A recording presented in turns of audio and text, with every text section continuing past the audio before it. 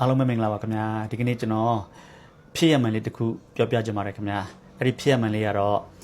သပင်မှုတ်ဆက်ပေါ့နော် hair dryer ပေါ့နော်အဲ့ဒါလေးကိုဝယ်ပြီးတော့မှသပင်အချောက်ခံလိုက်တဲ့အခါမှာအခက်မသိလို့ပဲလားဘာကြောင့်လဲတော့မသိပဲနဲ့တခါတည်းအသက်ဆုံးရှုံးသွားတဲ့အဖြစ်အပျက်တွေတခုဖတ်ပြချင်ပါတယ်ခင်ဗျာသပင်မှုတ်ဆက်အသုံးပြုသူတွေသတိထားကြပါတဲ့17ရက်နေ့တုန်းကပူလီလန်းမြို့မှာ10နှစ်အရွယ်ကလေးမလေးခေါင်းလျှော်ပြီး6အောင်သပင်မှုတ်ရမှဆုံးသွားပါတယ်တဲ့အဖွားဖြစ်သူပြောပြချက်အရသပင်မှုတ်ဆက်ဟာကလေးရဲ့အမေကအွန်လိုင်းကနေဝယ်ခဲ့ပြီးတော့ဗီဒီယိုထဲထက်သိမ်းထားခဲ့တာ2နှစ်3နှစ်လောက်ရှိပြီတဲ့မြေးမလေးက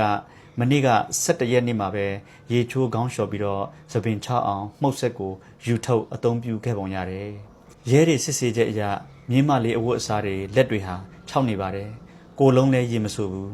ဒါပေမဲ့မြေးမလေးကဖက်နှက်မစီးထားဘူးညာဘက်လက်ကမှုတ်ဆက်ကိုကင်ပြီးပါဇက်ဟနေပြီးတော့စုံနေတာမိပလပေါက်ထိုးတန်းလန်းကြီးနဲ့ရှော့လိုက်ပြီးစုံသွားခဲ့တာပါတဲ့ခေါင်းကတော့ရေဆိုနေပြီးတော့မချောက်သေးဘူးပြဿနာကသပင်ကဆိုနေတော့အဲ့ဒီကနေတဆင့်မီရှော့ဖြစ်ကူးလာပြီးတော့မှစုံသွားခဲ့ပုံရပါတယ်တဲ့နောက်ပြီးသပင်မှုတ်ဆက်ကအွန်လိုင်းကနေဝယ်ယူခဲ့တာဖြစ်လို့အရေးအသွေးပြည့်မီခြင်းမရှိခဲ့ပါဘူးတဲ့မိသားစုနဲ့ထပ်တူဝင်နေရပါတယ်သပင်မှုတ်ဆက်အသုံးပြုသူတွေအထူးဂရုစိုက်ကြပါတဲ့အခု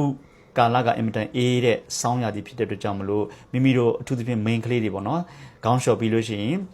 သပင်ကို hair dryer နဲ့မှုတ်ပြီးတော့မှအချောက်ခံလေးရှိကြပါတယ်အဲ့ဒါရန်ကိုအနေရများပါတယ်အထူးသတိပြုပြီးတော့အသုံးပြုရမှာဖြစ်ပါတယ်ခင်ဗျာဒီစာလေးဟာဆိုလို့ရှိရင်တကယ်ဖြစ်ရမှာဖြစ်ပါတယ်အားလုံးသတိပြုနိုင်ကြပါစေခင်ဗျာကျေးဇူးတင်ပါတယ်